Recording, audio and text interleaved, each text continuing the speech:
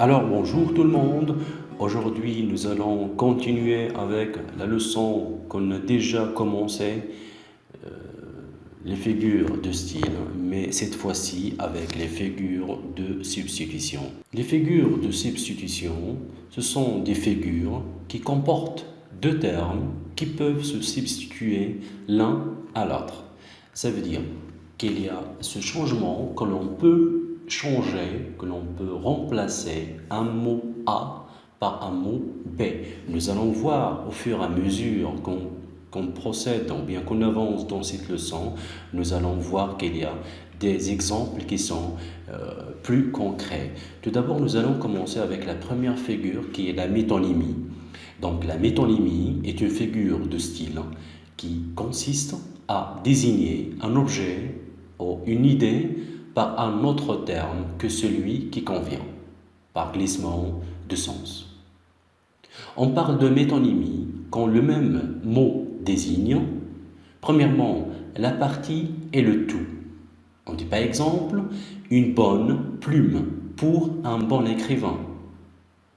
Il existe une relation logique évidente entre les mots plume et écrivain. La plume désignant l'instrument pour écrire. Donc, ça veut dire que l'outil qu'on utilise pour écrire, c'est la plume. On dit quelqu'un est une bonne plume, ça veut dire qu'il y a quelqu'un qui est doué de l'écriture. Aussi, l'objet et sa matière. On dit par exemple un verre pour désigner un récipient en verre. La matière par laquelle il est construit un verre est le verre. Un fer, aussi on peut dire aussi un fer pour dire ou bien pour désigner un fer à repasser. Aussi on parle du contenu et le contenant. Alors on dit boire un verre pour dire ou bien pour parler de boire le contenu d'un verre. En effet, on ne peut pas boire le verre en lui-même, mais on boit le contenu de ce verre qui peut être soit du thé, du lait, de l'eau, etc.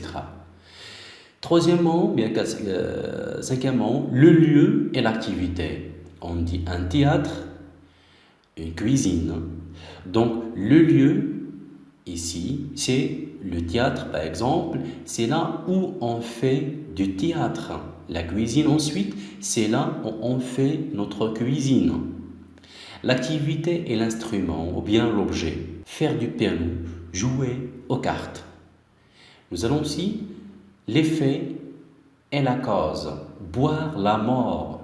Quand on dit à quelqu'un il a bu la mort, alors la mort c'est quelque chose qui est abstraite, donc on a désigné la mort ici, mais surtout c'est pour parler du poison. Poison c'est quelque chose qui est toxique, qui peut tuer tous les êtres vivants par exemple. Par exemple on peut dire le venin des serpents. L'écrivain et son œuvre, on dit lire un Flaubert, ça veut dire lire une œuvre de Flaubert. Je peux dire aussi lire un Hugo. L'exemple que vous avez vu cette année, le dernier jour d'un condamné. Donc je peux dire, si on dit exemple, j'ai lu un Hugo, ça veut dire que j'ai lu une œuvre de Victor Hugo. Le produit est le lieu d'origine. On donne l'exemple de l'huile d'argan. Ses origines, c'est la région sud, surtout Tiznit, Glumim et ainsi de suite. Donc là, on va dire j'ai visité un argan. Donc ici, qu'est-ce qu'on désigne par argan? C'est le produit. Donc son origine c'est où? C'est les villes que je viens de vous citer. Deuxièmement, la deuxième figure de style, la synecdoque. Donc la synecdoque, comme définition, est un type particulier de métonymie qui assigne à un mot un sens plus large. Il est généralement utilisé pour exprimer la partie pour le tout, l'espèce pour le genre, la matière pour l'objet ou bien le concret pour l'abstrait. Regardons bien les exemples suivants. Son vélo a crevé. Ici, on a dit, le vélo, bien sûr, ne peut pas être crevé, mais surtout ce qui est crevé dans un vélo, c'est le pneu. Donc, pour signifier que le pneu du vélo a crevé, on a dit que son vélo a crevé. Le bateau crache une fumée noire, pour signifier que la cheminée du bateau crache de la fumée. Regarde le vison que je viens d'acheter. Pour signifier la fourrure de vison.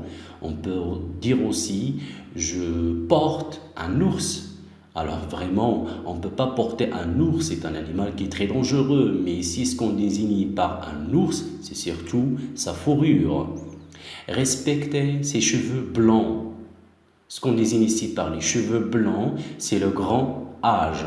Donc respecter ses cheveux blancs, cela signifie respecter son grand âge. Et aussi, on peut dire un troupeau de 40 têtes. Un troupeau de 40 têtes, on désigne ici la partie pour le tout.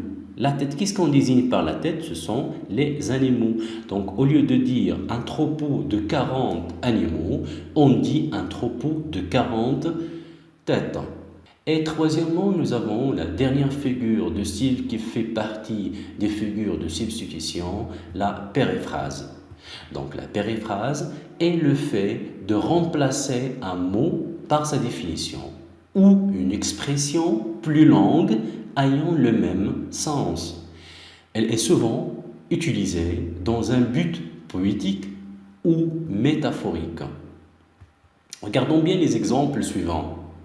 La ville rose, et c'est pour désigner bien sûr Toulouse, comme on peut dire la ville des roses. La ville rouge, pour parler aussi de Marrakech. Nous avons la langue de Shakespeare, pour désigner la langue anglaise. Nous avons le billet vert, pour parler du dollar américain. Le roi soleil, pour désigner Louis XIV. Les forces de l'ordre pour désigner les policiers. Donc, jusqu'ici, on a terminé avec les figures de substitution. Donc, la prochaine vidéo portera sur les figures d'insistance. Alors, on se verra dans la prochaine vidéo et à bientôt.